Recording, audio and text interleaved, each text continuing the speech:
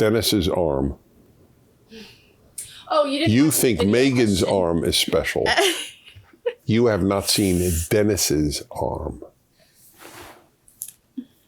Hi, everybody. Dennis Prager here for Fireside Chat number 197. 197. Every week I philosophize on the number. I won't philosophize on the number this week, but it's a big number. So each week for 197 weeks, I have spontaneously offered you some thoughts. There is nothing written out. There's no teleprompter. And that's Otto. Otto. It's very hard just to say Otto. I always say Otto. I got that from one of my sons. Uh-oh. This is rare. An Otto walk. Is it probably because he didn't eat yet? He didn't eat yet? Oh, you're probably right. He was hungry. So what are people going to do tuning in? And well, at least, all right, you saw Otto at the beginning. Maybe he'll come back. My wife is in charge of the dogs. And by the way, they love my wife so much. This really needs to be videoed. My wife and I will walk into the house and they simply, she's now trying to talk him into coming in. This should be on video. My wife talking to him. And so you think you talked him into coming back? You hear him huffing and puffing? This is true. The dog is hilarious. Yeah, that was a tough walk into the kitchen. All right, there he is. So we will come into the house. Every single time he runs right past me to her. It is as if I am a pillar, a wooden pillar, a marble pillar. It is just funny to see. Anyway, they really love her. So, okay, you could rest now, Mr. O. It's not working. My wife is shaking her head. All right, look, we can't spend that much time on the shenanigans, not shenanigans, on the hilarious ventures of Otto. All right, anyway, hopefully he'll come back, but if not, I'm going to try to carry it on my own. This is a challenge. So here's the story. So August 2nd is my birthday, and that's coming up right after this, a couple of days after this Fireside Chat. So we have about 15,000 young people all over the world in PragerFORCE, as it's called. And they were told that it's my birthday coming up if they'd like to make a little video. And apparently a fair number did. And I have not seen any of them. I'm literally watching it as you are. And we're going to cut it down because it can't take up much of the video with these videos. But we'll see what some have to say.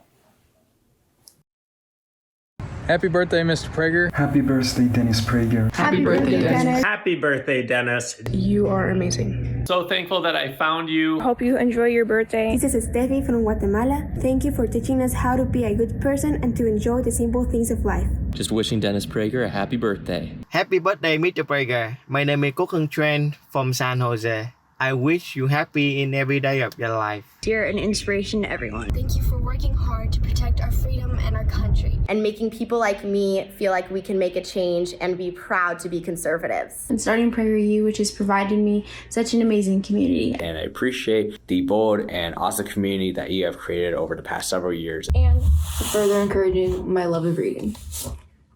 PragerU has made a big impact in my life. Thanks for serving the next generation and making our brains stronger. I'm wishing you a lot more years doing the Fireside Chat than all your good work. I love watching your Fireside Chats. I do 3 things every Sunday. 1, go to church. 2, have a stogie. And 3, listen to your Fireside. You're one of my favorite conservative Jews. Yom HaHoledet Sameach. My name is Akos from Hungary. I want to say that I'm so thankful for PragerU and you specifically because I learned so much wisdom from you. And as we say it in Hungary, Isten éltessen. It means May God give you a long life. Hi Dennis, this is Shira Gura from Israel. Happy birthday, Yom Holedet Sameach. I'm Martina from Argentina, and I wanted to tell you how thankful I am for teaching me almost everything I know and what makes me a conservative. This is Linda from the Czech Republic, and thank you for teaching us that freedom matters the most. Thank you so much for being a great inspiration and role model. There's a huge lack of a lot of people that we can look up to, people with years of experience like you, and men that people like me, guys like me, can look up to. Thank you for all that you've taught me. I'm the mom of 6 kids who watch our videos almost daily, so thank you. Keep doing what you're doing. We love you. And I hope you get the Medal of Freedom someday. You are an icon, and I wish you a very, very happy birthday. One's for you. Happy birthday. I hope you smoke a great cigar today. I hope you have an amazing birthday and pet Otto for me. And I hope you have a blessed birthday and God bless you very much. That's not fair. Sort of choke it up. Amazing people in PragerFORCE. Wow. That was very touching. I didn't expect that to happen. Sorry. Well, that was beautiful. Girl in the Czech Republic with the American flag behind her. It's hard to say what I want to say because I'm not moved to tears, obviously, for ego reasons, which either one believes or doesn't. But if you know me, and I think a lot of people know me, you would know that's true. It's that it's so moving to see all these young people and to believe that I have played a role in their lives. And the reason that it is, aside from the obvious, is that's all I've ever wanted to do with my life. I have a very, very odd or different life. I believed at a very, very young age, my senior year in high school, that I sort of had a solution to evil. And I knew then, I wrote it in my diary. I stopped keeping it in college, but I kept it in high school. And I knew then the issue would be, I know that I have really good ideas. Good is in the sense of valid, and good in the sense of decent and kind and moral, and that they're rational and that they're universal. I just knew this at such a young age, like 17 or 18.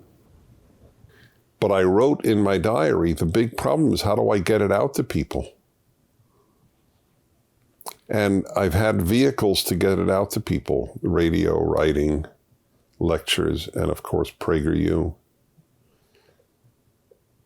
So to see one's hopes materialize to a certain extent is a very moving thing.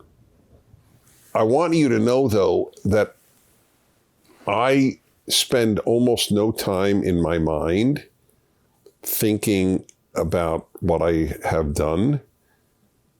Almost all of my thinking in that arena is how much I haven't done.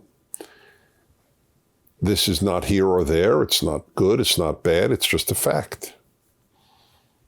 Because I know that for every one of these people, there are billions who are unacquainted with any of the wonderful ideas that I advocate and that PragerU advocates.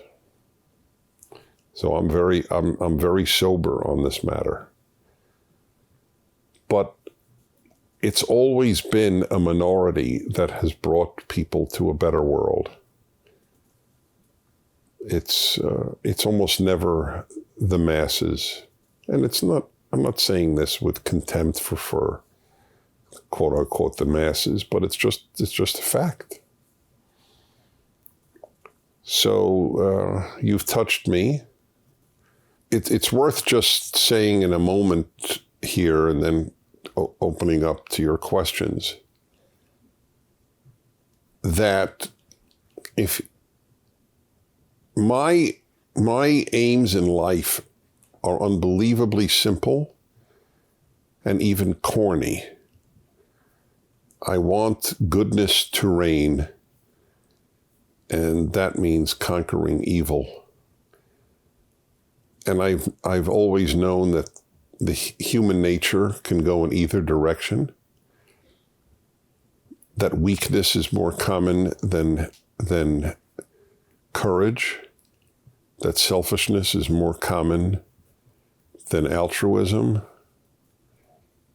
And you list ingratitude is more common than gratitude. And that's a big one, because there are no good, ungrateful people. Goodness begins in many ways with gratitude. Do you know any ungrateful people who are either happy or good? You don't, because they don't exist. What is it, 6, 7 billion people on earth? Not one ungrateful one is either happy or good. That is why I am so worried about America. You go to school, you get a degree in ingratitude. But think about it. I'll speak for the United States. You actually get a degree. You get a BA in ingratitude, a master's in ingratitude, and a doctorate in ingratitude. How grateful people should be for living in the freest country ever made, which is why so many people want to come here. And it's probably true in many other countries too. Get a BA in ingratitude and anger, resentment, and victimhood. What a combo, eh? You know any happy people, any good people who think of themselves as victims? People who go through their life thinking they're victims are almost inevitably going to hurt people, because they think, hey, I've been hurt, now you can be hurt. They don't think, I've been hurt, I'm going to prevent you from being hurt. There are people who do think that, but they're not the ones who think they're victims.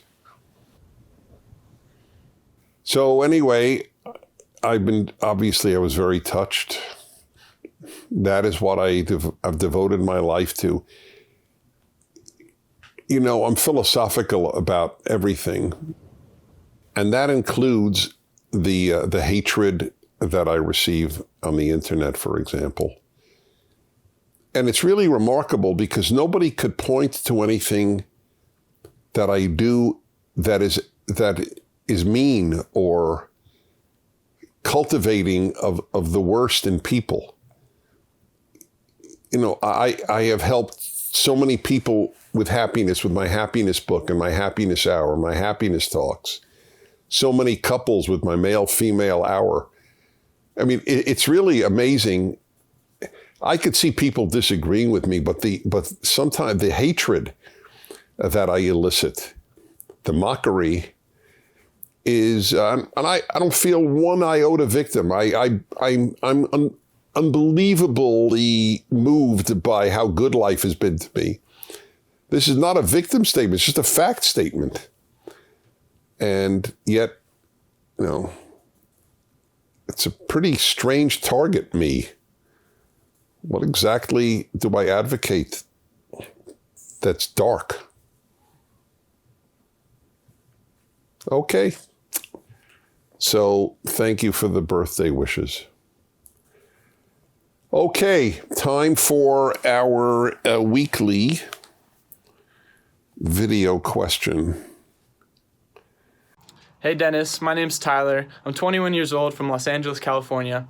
And I was wondering, given your experience in the Soviet Union, what would you say to young Americans, particularly teenagers and college students who don't truly understand totalitarianism and the importance of preserving freedom?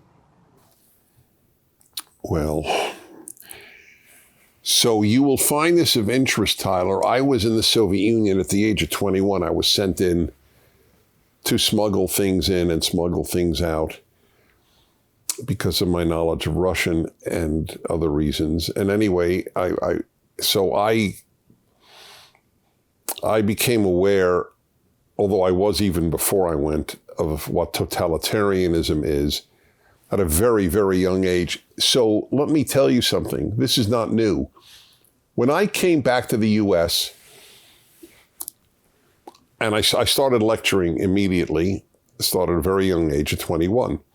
People would invite me, young man, just came back from the Soviet Union. You know, nobody knew the name Dennis Prager, of course. But I was somewhat of a collector's item, having been in the Soviet Union, and what was it like? And I knew how to speak, so I got these speeches. And after about a year, maybe even less, but let's say a year, I actually would say in my lectures, ladies and gentlemen, it is clear to me that speaking to people living in freedom about totalitarianism means very little. You can't imagine what it is like there, just as they can't imagine or couldn't imagine, I learned in speaking to Soviet citizens, what freedom is like. Many Soviet citizens would say to me about America, "Это anarchia," this is anarchy, not freedom. They thought freedom is anarchy. People could say whatever they want, that's anarchy. Do whatever they want, that's anarchy. And when I would speak to American audiences and tell them that Soviet citizens would look around them before they said things to somebody anywhere, in a park, anywhere.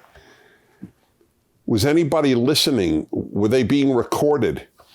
That there was someone in every apartment building marking every visitor so that you wouldn't get any, for example, Western visitors or anyone known to be a dissident visiting you, because then you would be suspect. This didn't mean anything to American audiences. I understood that then. It was so when you ask me, Tyler, what would I say to young people today? It's no different. And it bothers me, actually. It's a defect in the human mind that if you can't imagine what the absence of freedom is like, I mean, I don't know why. I admit that going to the Soviet Union put a realistic face to my understanding, but I knew what totalitarianism was before I went to the Soviet Union. I understood people don't have liberty, they don't have freedom. I understood what that meant. And I don't think I'm exceptionally endowed with the ability to perceive absence of freedom. I don't know why people can't. Can you imagine drowning? I'll bet you can.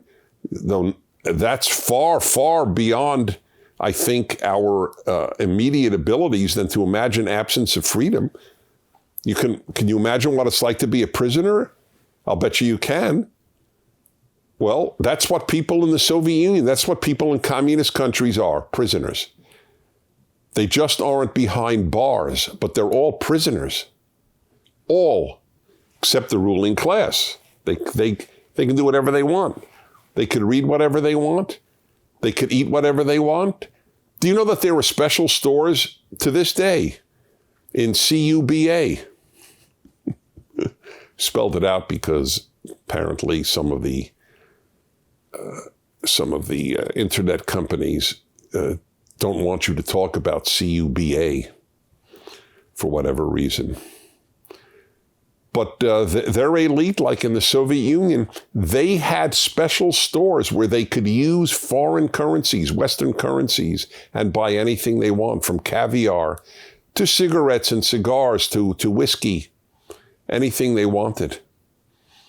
The rest of the 99% of the rest of the population had to buy crap in crappy stores with crappy currencies. So if you're 21 and can't understand what it's like to live in an imprisoned state, it's because you don't want to. That's what I really believe. Why is it so hard? As I said, I've never drowned. I think I could imagine what it's like not to be able to fill my lungs with air. And that's harder to imagine than being a prisoner in a country. But obviously people don't, because they don't appreciate freedom. If they appreciated non-freedom, they'd appreciate freedom. And we are on the verge of losing it in America. That's something I never thought I would be saying. Okay. Sergey, 36, Moscow, Russia. He begins in Russian. Dobry вечер, Dennis. I привет пёсикам. Good evening, Dennis, and hello to the dogs. Hello, dogs. Привет. You speak at length about conservatism in America, which has a deep history of promoting decent values. But what about countries where there's nothing good to conserve? In the case of Russia, traditional values left over from the USSR include xenophobia, imperialism, and socialism. And we can't look up to the Western liberal values anymore since they've been undermined by leftists. Nowadays, liberalism is associated with double standards, intersectionality, socialism.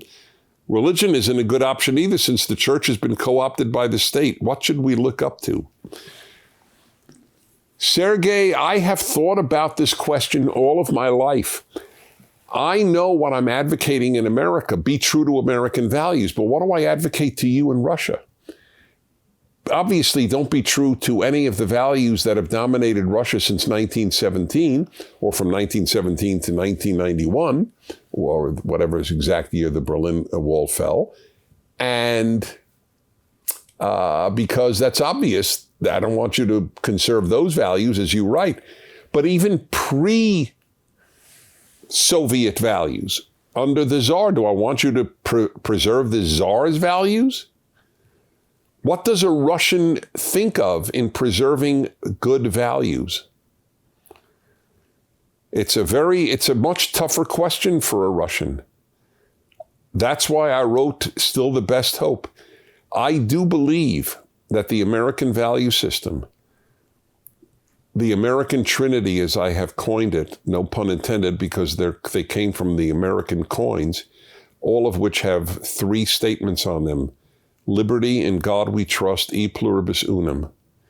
That is the recipe for a good society everywhere. Liberty, Judeo-Christian values, and from many one, that people drop their tribal, blood, racial, ethnic identities and merge into the nation that they inhabit. You don't have to give up your individual religious identity or your specific culture, but if everybody grabs onto his own ethnic identity, you have what's called the balkanization of places, and that produces conflict. The left is balkanizing America because they hate e pluribus unum, the motto from many one. So what do you do? Well, I advocate those.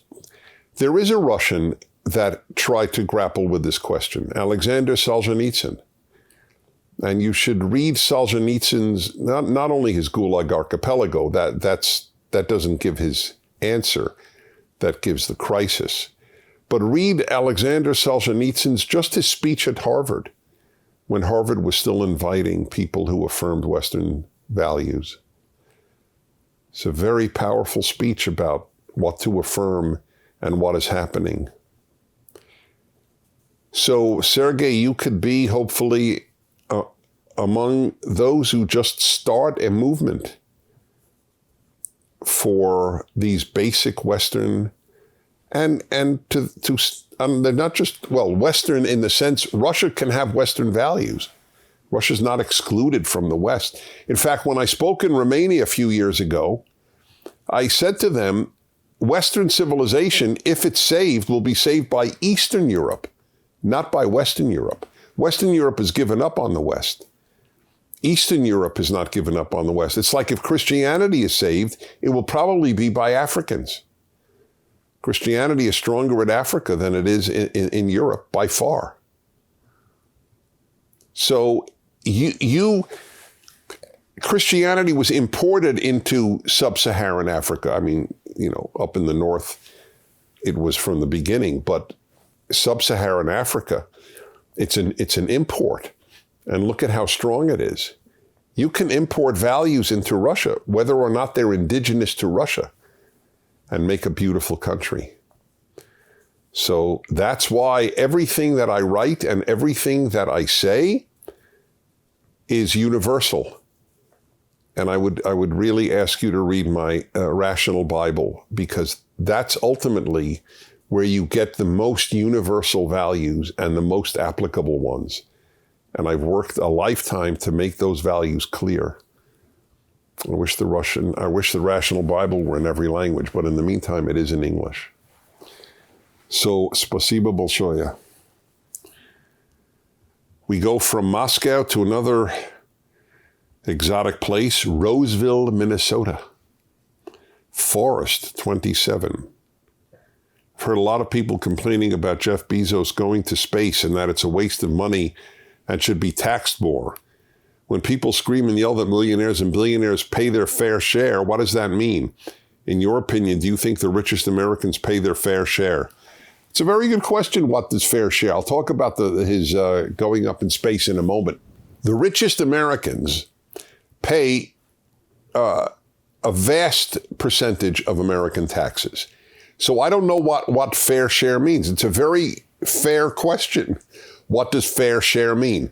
If the top 1% paid, I don't know the number, but let's say they paid half the taxes of the entire country, the top 1%, is that fair? How do you deduce what's fair? Is it fair that one man has $1 billion and other people are struggling to make ends meet? Is that fair? Is it fair that a baseball player makes 10 times more than a nurse? How do you answer that question? Freedom produces inequality. Is inequality the same thing, or inequity really, because inequality is not the same as inequity. That's why they use the word equity. It's the results. Is inequity the same thing as unfairness? Maybe in some cosmic sense, but not necessarily. Is it fair that somebody is born with better brains than another, better looks than another, better athletic ability than another? I mean, the pursuit of fair is a very, very scary pursuit, because it can lead to totalitarianism. Oh, well, then everybody is equal, right? Same equity. So I don't ask, is it fair? I ask, is it just? Justice and fairness are not the same thing. And even that, in this case, is a subjective call. Let me say this. By and large, the billionaires in America are helping to ruin the country. I have no love for these people or these billionaire corporations, virtually all of which are in the Loathe America crusade because they're cowards. They don't believe what they're saying. They're cowards. They go where the action is, and the action is left-wing. Let's put it this way. There's a hell of a lot more fear of left in America than fear of God. It's not even comparable. So that's true for Bezos. Bezos is not a leftist. If the country were right-wing, he would be saying right-wing things. He just goes where the winds blow. As regards with regard to his going into space, I'm actually thrilled he did. The more money he spends on himself, the less he will spend on ruining the country, like buying the Washington Post, which is essentially a detriment to the country at this time. I'm sorry to say, I wish it were not true. The whole mainstream media are awful. They lie with the ease with which you breathe. And they have a mission, and the mission is not to tell the truth. The mission is hurt this country. It's sick. It's a sick mission, because if they hurt this country, why will they benefit? But maybe they will. There were newspapers in the Soviet Union. Why won't there be newspapers in an unfree America? So I hope he builds many, many more rockets and spends much more money on it, because at least he's not damaging the country then. How much money was given to Black Lives Matter, which is a hate organization? They've just come out in favor of the communist regime in Cuba with all of the people demonstrating for freedom in Cuba. I mean, that's really something. Well, they are. They're basically communists. And yet look at the hundreds of millions given to them by private enterprise. Not because they believe in them, but because it's protection money. It's a racket. Just like people gave the mafia money not to be hurt, not to be hit. So they give the left money not to be hit. That's the story of the Bezoses of our time. So keep building rockets, Jeff. And I hope they're very expensive. It's like when I think about kids going to college, I can't stand people getting drunk. But nevertheless, there is a silver lining to kids getting drunk at college. They're not being affected by what their teachers are telling them. It's the silver lining. So I have a little phrase for that. Better inebriated or better intoxicated than indoctrinated. How's that? That was wonderful. All right, let's see here. Shay, New York, 24 years old. Hi, I want to thank you for all you do. You're welcome for all I do. Thank you for thanking me. I feel like I gained so much from every single Fireside chat, as well all the PragerU videos. Great. I am a teacher, bless you. And I'm off in the summer, therefore I find myself with more spare time. How would you suggest I use my time to grow? Are there any movies you would recommend which can enrich my mind and not just fill it with silly garbage? Thank you so much. I am not the man to ask about movies, although I will recommend one. Crimes and Misdemeanors by Woody Allen is actually the most pro-ethical monotheism film I am aware of that was ever made. Made by an atheist, no less. And yet, it's brilliant. Crimes and Misdemeanors. You should all watch it. It's a powerful case for the necessity of God for morality. It is really fascinating. So you'd have to check with various websites that you trust and what movies they would say would be uplifting. However, if you have a summer to spend as you wish and want to get deeper, movies may be one vehicle. Obviously, books is a great vehicle. And you might want to consider a new project in your life, like taking a musical instrument. It's never too late to start. Look, if you don't start at 6, the odds are you'll never be a virtuoso. I acknowledge that. But you don't have to be a virtuoso to play an instrument or learn a language. The rewards of learning another language are infinite. So it's so exciting. By the way, I've studied a number of languages, as many of you know, and I could tell you the great benefits that they have afforded me in my life. But I'll tell you one immediate one. I speak English and write English better having studied other languages. Because once you see the way language is formed, you know your own language better. You see how your language is formed. The grammatical bases. Oh, that's the way we think. Oh, now I understand the structure of English. It's very exciting, actually. What's our time now? We're good. Let me see. I got questions from India and Norway and Oregon. Oh my God. Oregon. Hopefully we'll get to them next week. Thank you for the birthday wishes. Thank you for watching. Is Otto back? No, he never came back. This was a first. I mean, maybe the very earliest. Yeah. But since Otto has begun to be a regular, this might be the first. He was here in the beginning for the record, which you probably know because nobody tunes in the Fireside chat in the middle. See you next week. I'm Dennis Prager. Thank you for watching this video. To keep PragerU videos free, please consider making a tax-deductible donation.